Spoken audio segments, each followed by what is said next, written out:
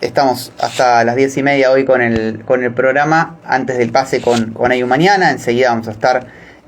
siguiendo con los temas en agenda, pero ahora vamos a detenernos en este análisis, como siempre hacemos, de noticias del día. Y en mi caso, un poco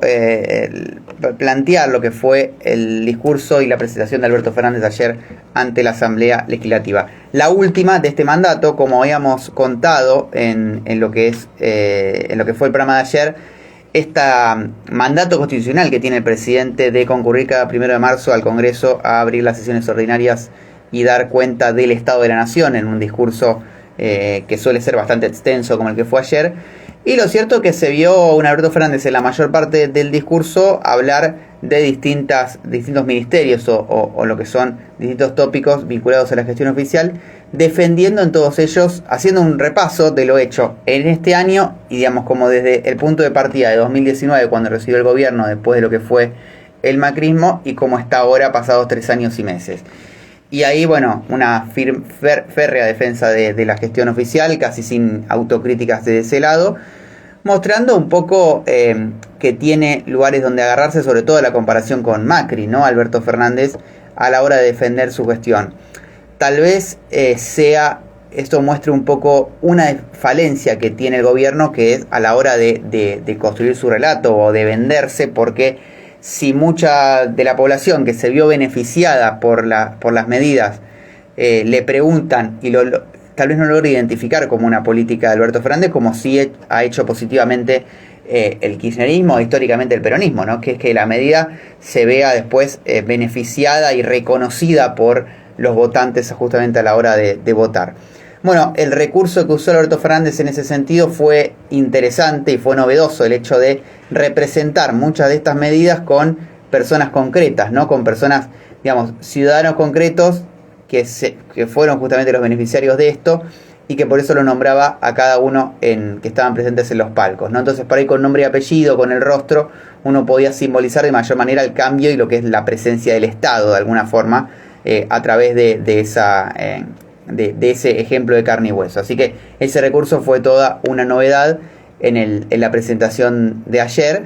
que, como digo, abarcó el 70 al 80% de la presentación. A partir de ahí se dio un giro y casi parecieron dos discursos en uno, porque cuando se refiere a la situación de la justicia, si bien al principio había mencionado el pedido para que la justicia acelere la investigación de lo que es el intento de atentado contra Cristina, donde está claro que hay pistas que no se quieren seguir, y bueno, el presidente en ese sentido, con Cristina al lado, enfatizó este punto. Sí lo hizo con más fuerza y con un tono, digamos, más inhabitual para Alberto Fernández cuando se refirió al juicio político a los integrantes de la Corte Suprema de Justicia. Algo que viene llevando a cabo el oficialismo en el Frente de Todos. Es otro poder, digamos, porque lo llevan a cabo los diputados, pero que obviamente el gobierno apoya y que fue a partir de un pedido formal del presidente allá por el 1 de enero. Ahí se vio a un Alberto Fernández plantear directamente que la intromisión, dijo, tomó por asalto la Corte Suprema, el Consejo de la Magistratura. Esto cuando fue el fallo que obligó a la recomposición anterior del Consejo y que puso a Horacio Rosati, el titular de la Corte, como el presidente del Consejo de la Magistratura, una medida más que cuestionada por distintos sectores del oficialismo y jurídicos también, ¿no? Pero bueno, hizo un planteo duro al respecto. Cuestionó también los vínculos de los integrantes de la Corte Suprema con Marcelo D'Alessandro y con empresarios, ¿no? Lo que sale a partir de las escuchas vinculadas a la situación de Lago Escondido y esto que también tan rápido se quiso frenar desde el fallo judicial dispuesto semanas atrás en relación al tema, ¿no? Y que muestra, digamos, de alguna manera cierta impunidad de parte de los cortesanos. Pero lo interesante fue que lo dijo con dos de los jueces de la Corte Suprema, el presidente de la Corte, Rosati, y el vicepresidente Rosenkrantz, presentes ahí a metros, a menos de 2 metros suyo, lo cual daba como un cuadro bastante cinematográfico, porque se veía de perfil a los cortesanos impolutos, esto hay que decirlo, la famosa cara de piedra, ¿no? Porque se veían aludidos directamente y no hacían ni una mueca. Y bueno, también los diputados, tanto los oficialistas exaltando como los opositores reclamando, y algunos de ellos levantándose, como escuchábamos recién en la entrevista al diputado Enrique Esteves. Bueno, En definitiva, fue esa la parte sustancial. No hubo anuncios, fue más un cuadro de situación, un planteo de rechazo y algo más vinculado a mostrar las contradicciones del Poder Judicial que anuncios en sí. El anuncio es el juicio político, digamos, que no es nuevo y que todos sabemos que por la necesidad de los 2/3 que exige la Constitución no va a poder tener un efecto positivo, por lo cual tarde o temprano terminará extinguiéndose, por lo menos al momento de votar o antes, si es que el oficialismo baja los brazos. Pero cuestionó el bloqueo parlamentario que tuvo la oposición, que durante todo el periodo de sesiones extraordinarias del 1 de enero al 28 de febrero nunca quiso dar quórum para sesionar, aún proyectos de ley que no generaban, puja política, como la creación de universidades o la moratoria previsional, que terminó saliendo recién en el último día de las sesiones. Así que en ese punto, en el vínculo de la oposición, Alberto Fernández fue donde se vio más exaltado, digamos, y en un tono más áspero, donde se unifica, digamos, el frente de todos, ¿no? Porque la gestión económica está claro que hay diferencias y está claro que hay puntos en los cuales no hay hasta distintas miradas sobre el tema y puede decirse que cualquier palabra va a ser interpretada más en el punto de vista interno primero que después en el rol institucional que tiene el presidente. Pero en esta cuestión, que es el de marcar la justicia,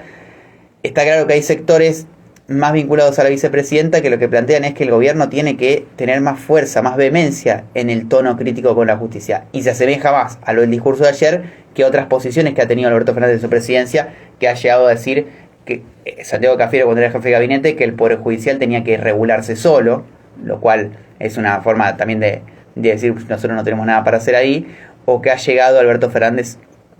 en distintos tramos a decir, bueno, no sale la reforma judicial, no puedo hacer más nada. Está claro que discursos como el de ayer y sobre todo presentaciones con los propios cortesanos presentes son más parecidos al libreto, digamos, cristinista que lo que hasta ahora venía mostrando el gobierno de Fernández. Como cierre, me quiero quedar con justamente el cierre que eligió Alberto Fernández, con dos cosas en realidad. Primero, sobre la ambigüedad respecto a su reelección. Él dijo: cuando termine mi mandato, es cierto que el mandato termina indefectiblemente ahora el 10 de diciembre, si es reelecto empieza uno nuevo, pero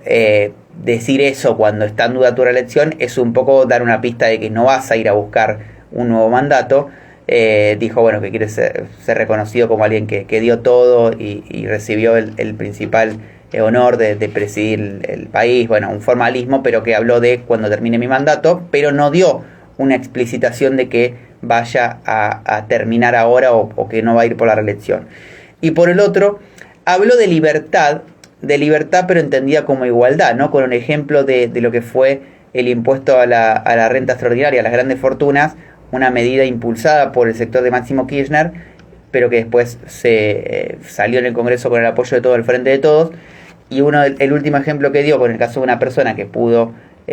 comprar su casa a partir de primera generación de su familia, a partir de el dinero del préstamo, un préstamo oficial, pero digamos, surgido de el impuesto a la renta extraordinaria. Él lo quiso equiparar como diciendo, esta es la verdadera libertad, jugando entonces un poco con la palabra que permanentemente utiliza, digamos, el nuevo peleador que le surgió al Frente de Todos en este último tiempo, que es el espacio de Milei, ¿no? Entonces no obvia la situación de confrontar directamente con Juntos por el Cambio, sino que sabe que hay un sector